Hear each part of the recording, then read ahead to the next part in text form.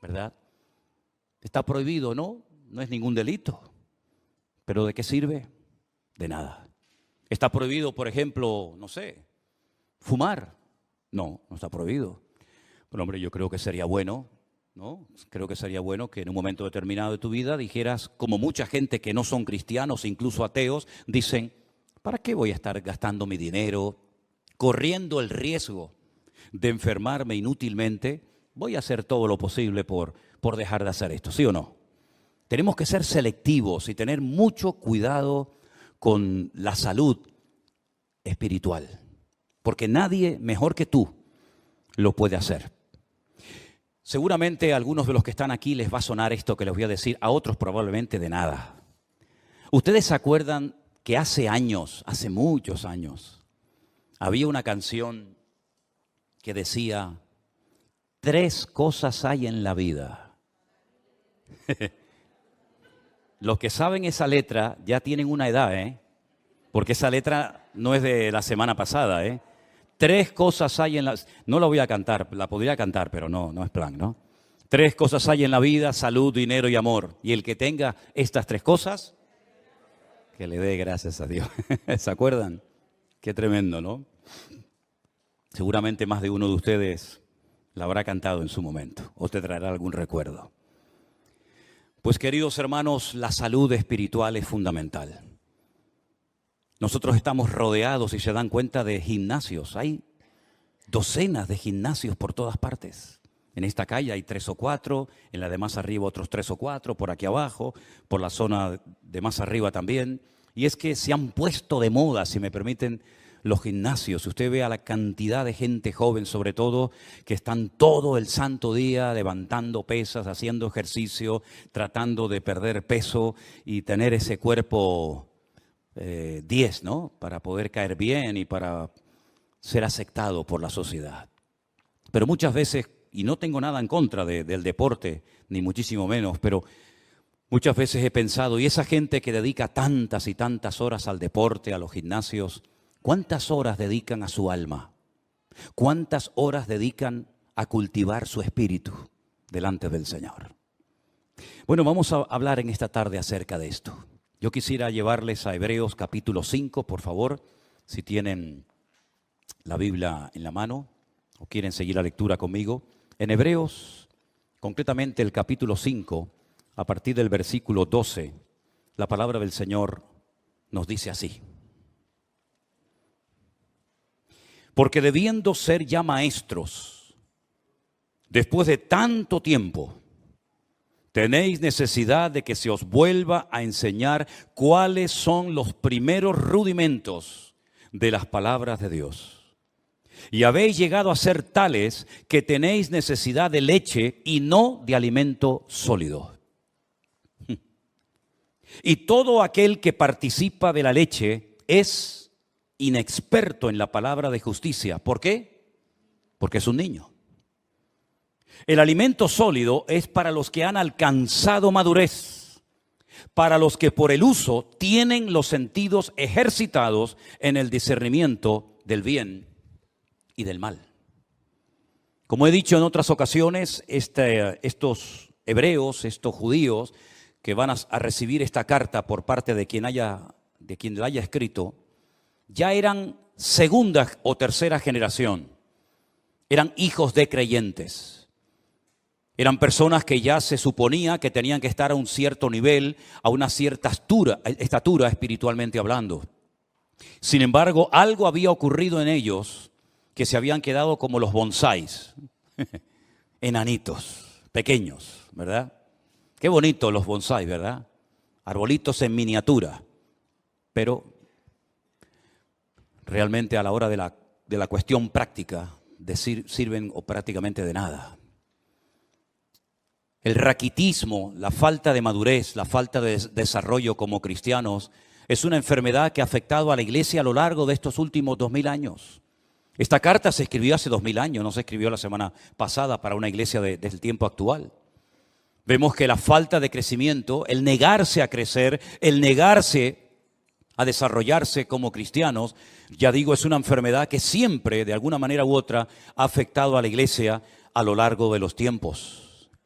¿De qué depende realmente el crecimiento, la madurez de una persona?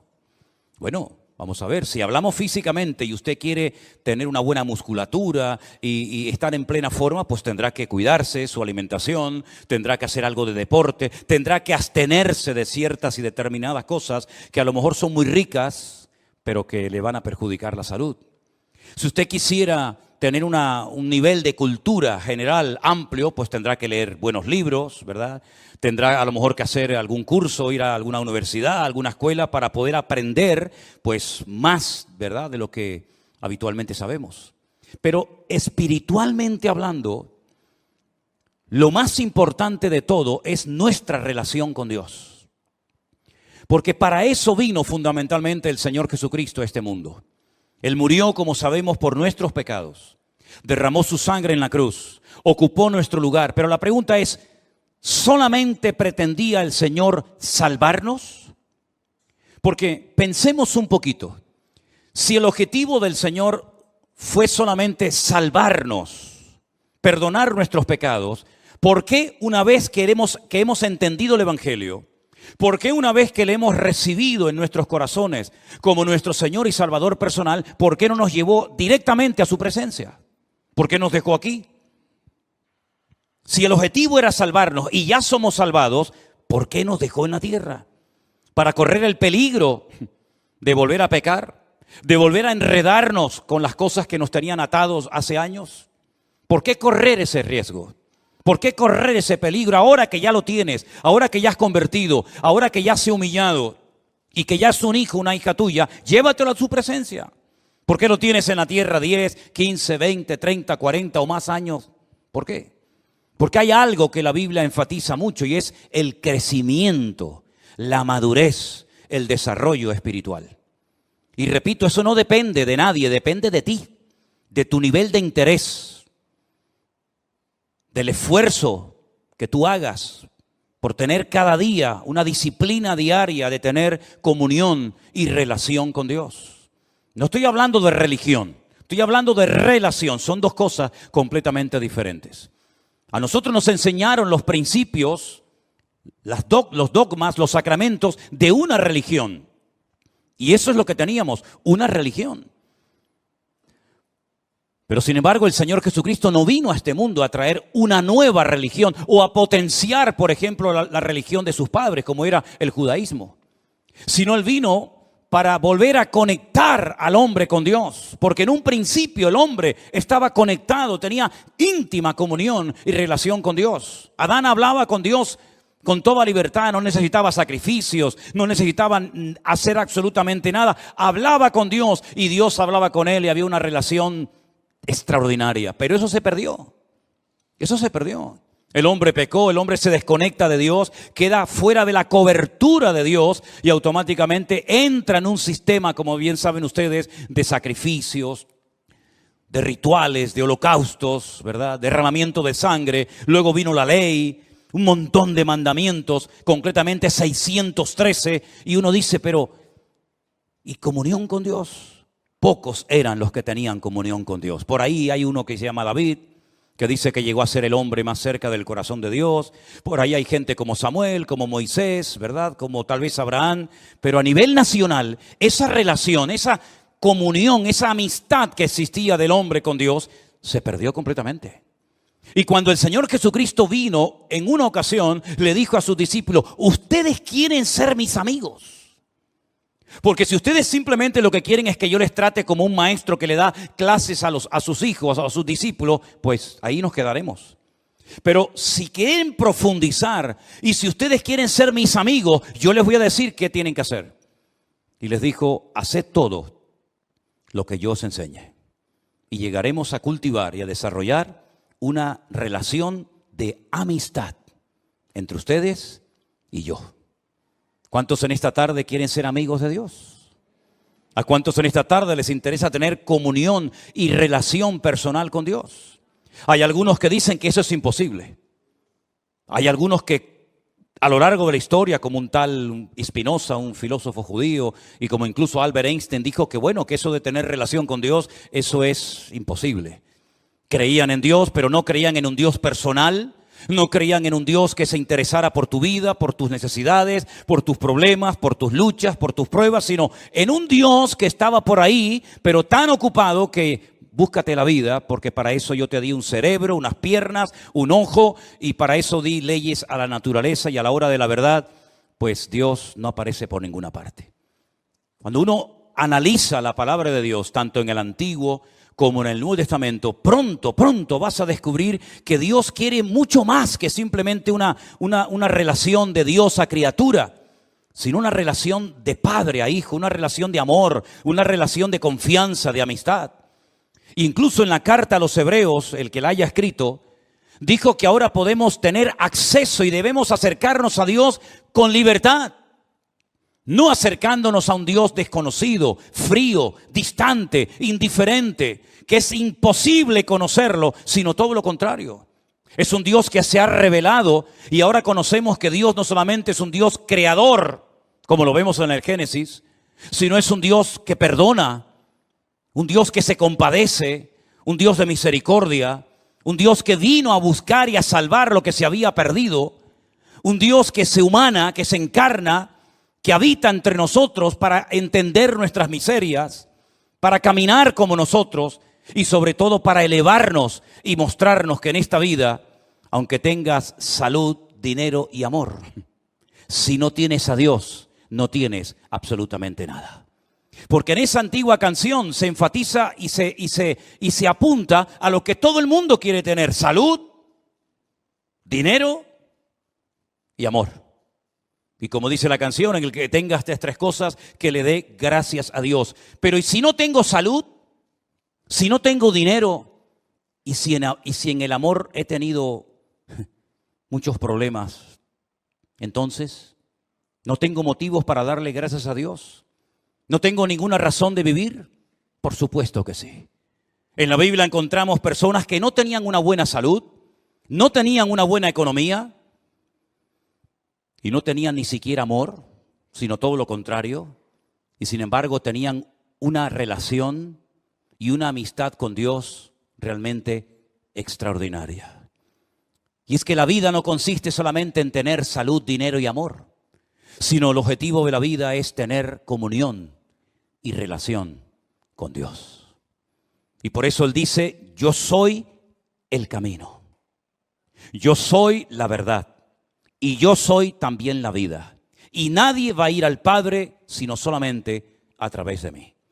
Es decir, no solamente Él nos muestra que quiere tener comunión con nosotros, sino nos enseña cómo puedo acercarme a Él a través de su sacrificio, a través de sus méritos. En ningún momento menciona la palabra religión, en ningún momento me da una lista, un decálogo como se le dio al pueblo de Israel en el Antiguo Testamento, sino que ahora dice: mira, te lo voy a poner más fácil todavía.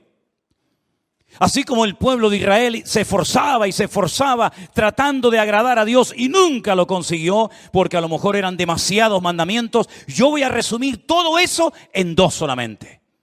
El primero y más importante: amarás al Señor tu Dios con toda tu alma, con todo tu corazón y con todas tus fuerzas.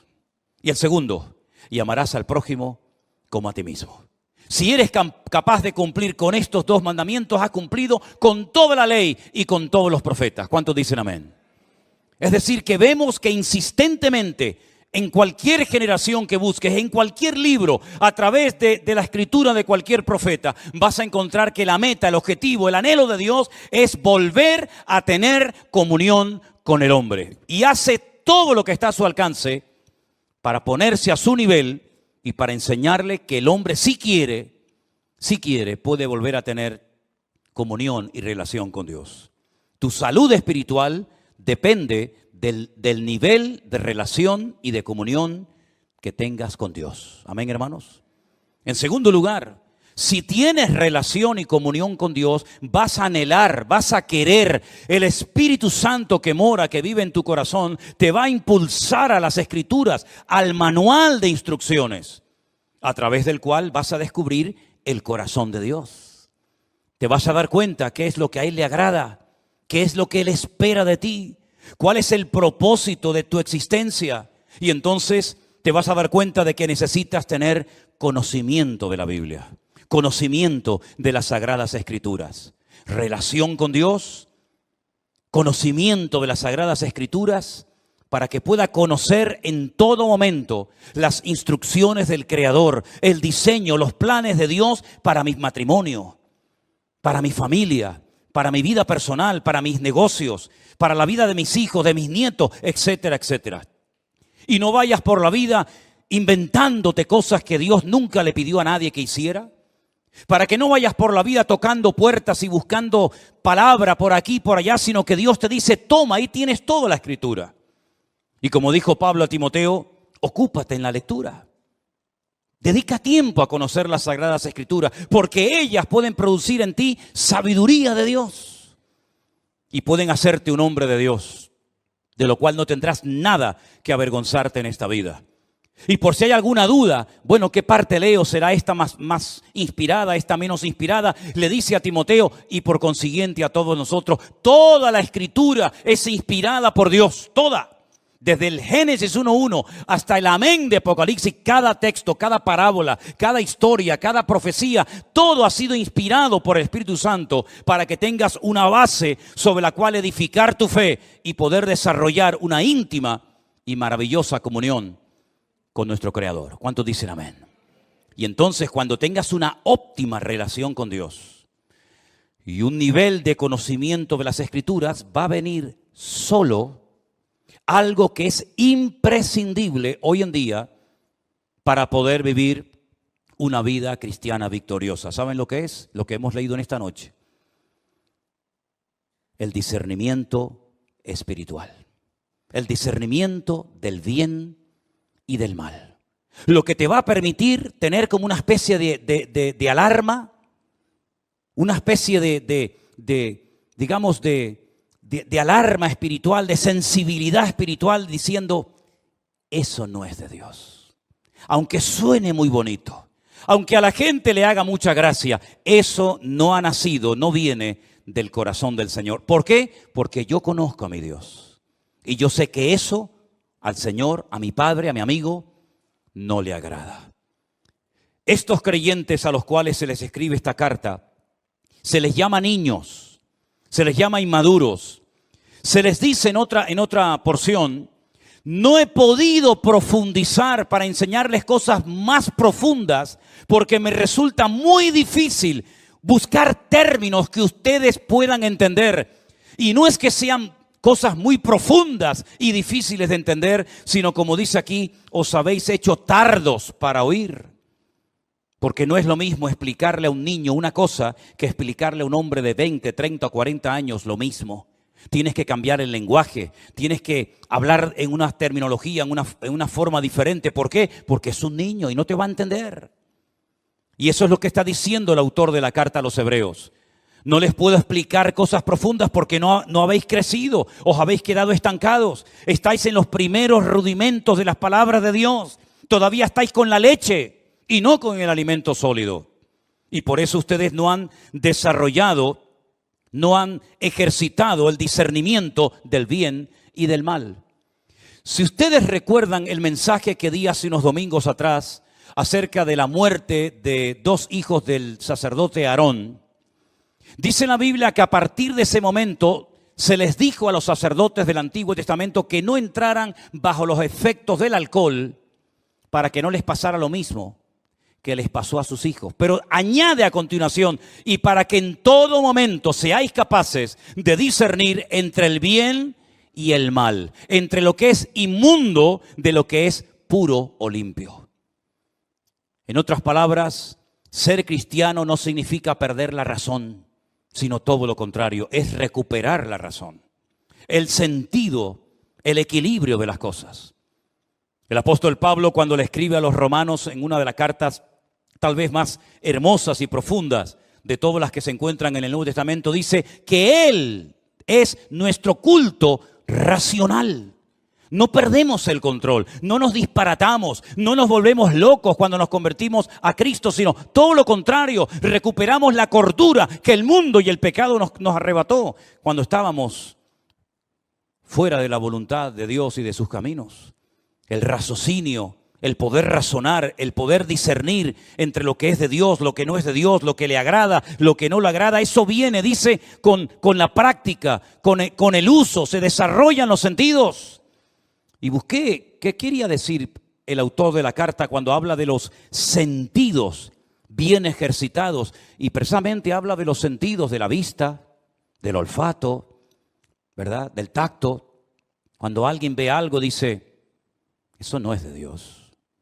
Todo el mundo lo aplaude, todo el mundo lo admira, todo el mundo le imita, pero eso no es de Dios. Cuando la gente oye una conversación, dice, esta conversación no es de Dios. Porque esto, en vez de traer edificación, lo que aquí estamos es criticando y cuestionando a una persona que ni siquiera está delante para poder defenderse. Esto no es de Dios. La Biblia dice que las malas conversaciones corrompen las buenas costumbres. Entonces te desarrollas, creces, maduras como cristiano de tal manera que puedes discernir con tus propios sentidos naturales lo que agrada a Dios y lo que le desagrada a Él. Pero todo eso viene primero de tu relación con el Señor. Por cierto, ¿cómo está tu relación con Dios? Si es que la tienes, que espero que sí.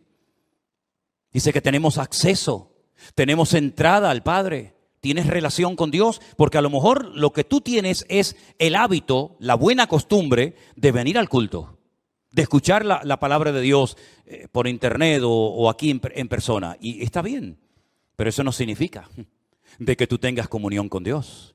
Hay gente que vive de los cultos, pero no porque tengan una comunión con Dios. Hay gente que el conocimiento que tiene es por lo que han oído. Claro, te han oído tantos sermones, tantos años, y ahora por aquí y ahora por allá, que tienen un cierto conocimiento, pero la Biblia no saben ni dónde la dejaron, y la perdieron hace 20 años, y aún no la han encontrado. Entonces tú no puedes depender simplemente de un culto, 1 o 2 veces a la semana.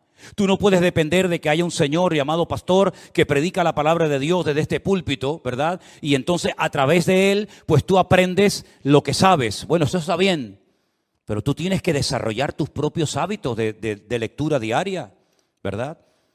Y por eso quiero recordarles a los hermanos de la iglesia que yo les he mandado por el WhatsApp de la iglesia el curso de Isaías para que ustedes mismos de una forma autodidacta lo puedan hacer en sus propios hogares. Para que no dependan única y exclusivamente de las reuniones, de los cultos, sino que ustedes puedan también acostumbrarse a buscar la Biblia, a orar, a aprenderse textos de memoria, a estudiar la palabra de Dios, porque ya sabemos que las cosas pueden cambiar en cualquier momento. No olvidemos que ahora va a ser 3 años, 2 años y pico, nadie podía congregarse en las iglesias, ni siquiera en esta. Y todos estuvimos durante meses encerrados en nuestras casas. Y fue un tiempo maravilloso que el Señor le dio a miles, por no decir millones, de cristianos para que por fin no tuvieran la excusa de decir es que trabajamos tanto, es que no tengo tiempo para leer y estudiar la Biblia. Pues el Señor te tomó la palabra y le dio tiempo más que suficiente a miles de cristianos para que por primera vez en su vida pudieran tomarse en serio el leer todos los días, como comes todos los días, pues que comas de la palabra de Dios para alimentar tu alma y tu comunión y relación con el Señor.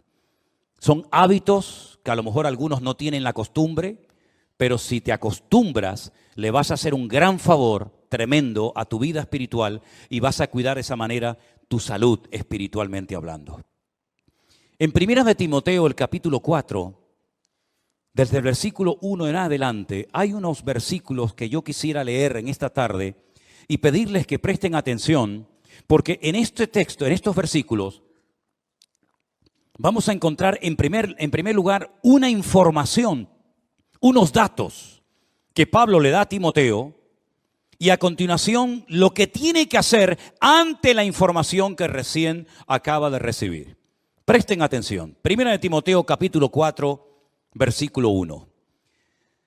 Pero el Espíritu dice claramente que en los postreros tiempos algunos apostatarán de la fe, escuchando a espíritus engañadores y a doctrinas de demonios. ¿Entendió este versículo usted? ¿Lo entendió? Si el Espíritu, Dios, el Señor ha hablado claramente diciendo que en los postreros tiempos, ¿y esos tiempos cuáles son? Ya estamos en los postreros tiempos, ¿verdad? En los tiempos finales, algunos, no todos, gracias al Señor, apostatarán, abandonarán la fe, darán marcha atrás. Conocieron, pero no quieren continuar. Se enfriaron, se apartaron, se alejaron, se enfadaron. Póngale todos los adjetivos que usted quiera. La cuestión está que dice que apostataron. Ya no están en el camino. Estuvieron, pero ya no están. Han apostatado, han dado marcha atrás, han renegado incluso. Y dice, y escucharán a espíritus engañadores y a doctrinas de demonios. Ahora, ¿cuál es el mejor lugar, la mejor plataforma para enseñar falsas doctrinas? Voy a ponerles algunos ejemplos. Nosotros vivimos o tenemos la iglesia a muy pocos metros del estadio de fútbol. Ese estadio no se utiliza para reunir a la gente los días que hay partido de fútbol para enseñar Biblia en mano falsas doctrinas. El objetivo de ese estadio de fútbol es jugar al fútbol. Es decir, no se hace un culto con el objetivo de adoctrinar a la gente de una forma antibíblica. Si usted va a un teatro, si usted va a un cine, hombre, puede ver alguna escena, puede haber algún momento en la película, en el teatro, que digan algo, que hagan algo que no es bíblico, pero el teatro, ¿verdad? El cine no es un lugar creado y diseñado específicamente para enseñar falsas doctrinas a la gente. Entonces, ¿cuál es el mejor lugar, la mejor plataforma para que el enemigo en un momento determinado pueda enseñar falsas doctrinas a la gente? Las iglesias. Porque en las iglesias lo que se estudia es la Biblia. No venimos aquí a jugar al fútbol. No venimos aquí como una pasarela para lucir ropitas. No venimos aquí para pasar el tiempo ni para estar un rato entretenido viendo una obra de teatro o una película o un acto cualquiera que sea. Venimos aquí supuestamente para alabar a Dios, ¿sí? Y para aprender de su palabra. Luego, las iglesias, si no tienen el discernimiento espiritual suficiente, es el lugar idóneo para que las personas que vienen con su corazón abierto y con ganas de aprender y con ganas de conocer de Dios, en un momento determinado puedan ser engañadas, seducidas y manipuladas con falsas doctrinas. ¿A quién es más fácil engañar? ¿Al que tiene un alto conocimiento bíblico o a una persona que es ignorante de las Sagradas Escrituras? ¿Cuál ha sido el gran problema de miles de cristianos en los últimos años? Que ya no leen la Biblia. Ya no leen la Biblia. E incluso esa costumbre con la cual yo me crié, que todo el mundo venía a la iglesia con la Biblia, ya se ha perdido. Pocos son. Miren esta tarde, por ejemplo, a su alrededor y miren cuánta gente viene como algo normal, ¿verdad? Como llevas las llaves del coche o como llevas la documentación. ¿Y la Biblia dónde está? No pasa nada. Nos ponen ahí una pantalla y ahí la leemos. Incluso algunos, bueno, con el teléfono. Vale, venga, de acuerdo, venga, con el teléfono. Pero algunos ni eso. Ya esa costumbre se perdió. ¿Cómo puede usted comprobar si lo que estamos poniendo en la pantalla, si lo que yo estoy compartiendo es bíblico o es antibíblico? ¿Cómo lo puede saber usted? Primero, no dedica tiempo a escudriñar la palabra. No tiene un conocimiento de la Escritura. Viene aquí, oye a un señor que tal vez no conoce de nada o que le une una cierta amistad o familiaridad, ¿verdad? Y entonces usted se fía. Cuidado, cuidado. Nunca mezcle la amistad y el favoritismo y ni siquiera aspectos familiares con el hecho de tener cuidado a la hora de qué me están enseñando, qué me están a mí instruyendo. Qué bueno sería que los padres que acaban de mandar a sus hijos ahora a las clases de la escuela dominical le preguntaran, espero que lo hayan hecho en algún momento, digo yo. Oye, una pregunta, ¿qué le están enseñando a mi hija en la clase esa donde está ahora? ¿Qué le están enseñando a mi hijo? ¿Puedo entrar a la clase para ver cómo es la clase donde mi hijo está? ¿Quién es la persona que le está enseñando Biblia a mi hijo? ¿Es usted? ¿Es usted, hermano o hermana? Informarse, saber en todo momento. ¿Por qué? Porque la Biblia advierte de que en los últimos tiempos vendrían engañadores y se enseñarían falsas doctrinas. Y yo pregunto, ¿tienen noticia o les ha llegado a los oídos de que esto ya es un hecho en el pueblo cristiano hoy en día? ¿O esto es algo que todavía no hemos visto en la cristiandad? Han proliferado por todas partes las falsas doctrinas, las falsas enseñanzas. ¿Cuántas personas se han unido a la iglesia virtual y cuando nos cuentan lo que les enseñaban, cuando nos cuentan lo que les decían en sus iglesias, que había que pagar un dinero por no sé qué, que había que darle un dinero a no sé cuánto, que había que hacer esto y aquello? Yo digo, ¿pero quién les ha enseñado a ustedes todas esas disparates y barbaridades? Bueno, el pastor, por el pastor, ni que fuera Dios el pastor. El pastor tendrá que pasar por el filtro de la palabra. ¿O qué pasa? ¿Que el pastor tiene licencia para enseñar y para hacer lo que le da la gana en la iglesia y todo el mundo tiene que decir amén? ¿Pero esto qué es? Entonces la palabra de Dios dice, cuidado porque en los últimos tiempos vendrán falsos cristos, falsos profetas, falsos maestros, falsos apóstoles, falsos pastores. Es que está más claro que agua. Y por la hipocresía de mentirosos que tendrán cauterizada la conciencia, dice aquí, mire esto, qué cosa tan sorprendente. ¿Le suena esto?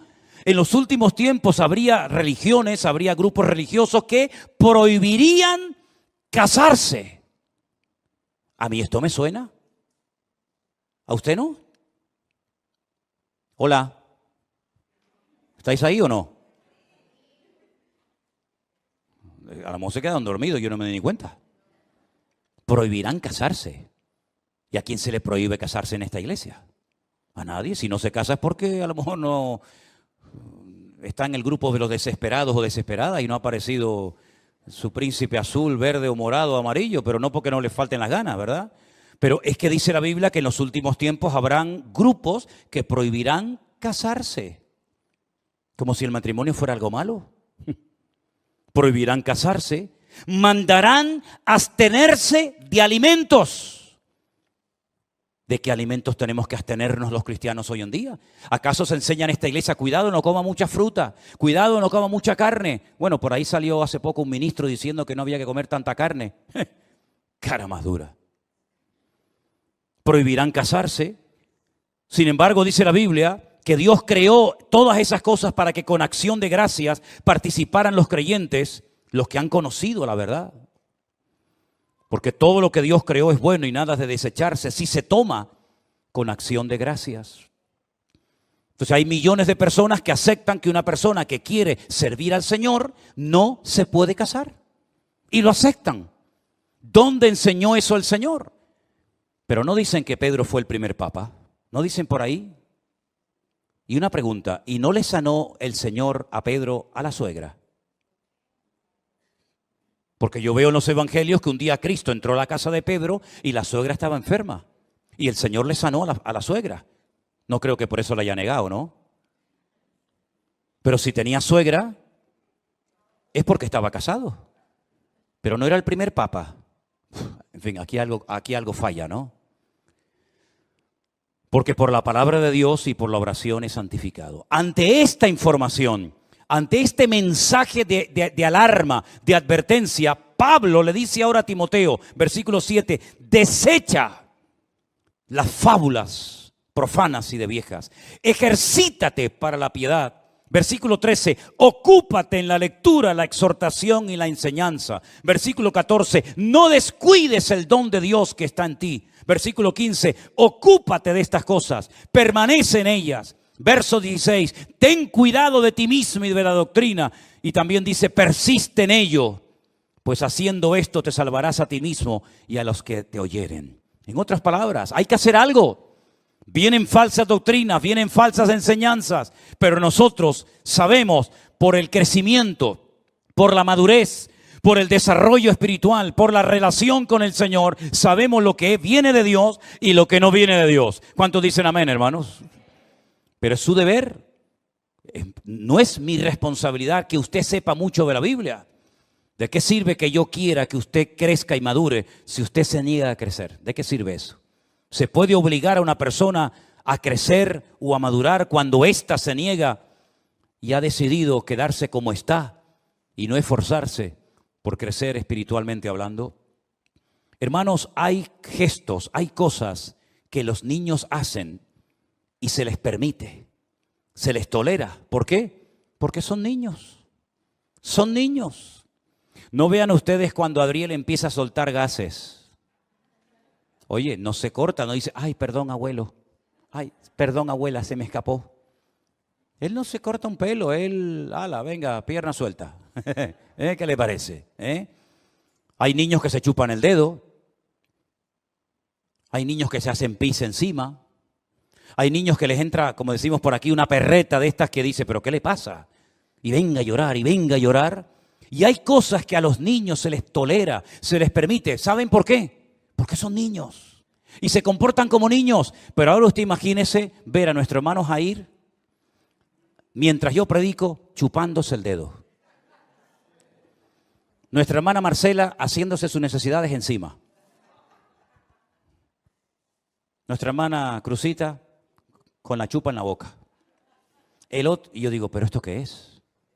¿Esto qué es? Nos daría vergüenza, ¿sí o no? Sí, pero hermana, ¿qué está haciendo? Hermano, córtese un poco, que le están oyendo, que le están viendo toda la iglesia. Porque ya no son tolerables, ya no se ve bien. Cosas que hacen los niños, ya en los adultos no se pueden hacer, hermanos.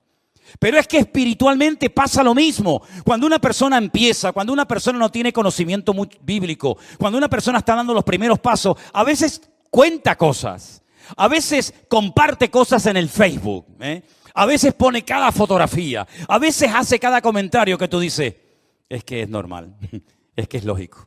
Es lógico porque, claro, si lleva 4 días en los caminos del Señor, es normal que todavía haga cosas que... Pero cuando yo era niño, dice Pablo, hablaba como un niño, pensaba como un niño, me comportaba como un niño. Mas cuando ya fui hombre, dejé lo que era de niño. Es decir, los niños se enfadan por cualquier cosa. ¿Se dan cuenta de eso? Se enfadan y a los 10 minutos otra vez son amigos. Y a veces los padres son tan tontos que se ponen peleados entre los padres y después los hijos en 5 minutos ya son amigos otra vez. Y los padres se distanciaron el resto de su vida. ¿Qué te parece? Hermanos queridos, es tiempo de dejarnos de chupar el dedo. Es tiempo de crecer, es tiempo de madurar, es tiempo de desarrollar el discernimiento espiritual por la práctica, por el uso. ¿Y saben algo que el Señor te va a dar para madurar y para crecer? Y lo está haciendo, oportunidades. Aprovecha todas y cada una de las oportunidades que el Señor te da para servir, para madurar y para crecer. Valora todo lo que el Señor está haciendo en tu vida y recibes cada día y cada semana. Sé selectivo, ¿verdad? No te voy a dar una lista, mire, si usted viene a esta iglesia, esto y esto no se puede hacer, esto es lo que tiene que hacer. No trabajamos así. Queremos trabajar con gente adulta, con gente que diga, bueno, ¿qué tengo que hacer? Dígame, ¿qué tengo que hacer si yo quiero convertirme en un buen cristiano? Mire, ¿no tiene Biblia? No. Margarita, dele una Biblia. Usted va a comenzar a leer la Biblia por aquí y por allá y la va a leer y cuando no entienda algo pregunte y si no entiende una palabra la busca en el diccionario y así va usted a comenzar a descubrir un mundo de verdades tremendas que lamentablemente no nos enseñaron. Nos enseñaron que los que quieren servir a Dios no se pueden casar. Si son mujeres, no se pueden casar. Y si son hombres, no se pueden casar. Pero yo ahora me encuentro en la Biblia que una de las señales de los últimos tiempos es que le prohibirían a las personas casarse si quieren servir al Señor. Entonces, ¿en qué quedamos? ¿Es bíblico? ¿Está bien? ¿O está mal? Ahí tiene usted una verdad revelada. Nos dicen...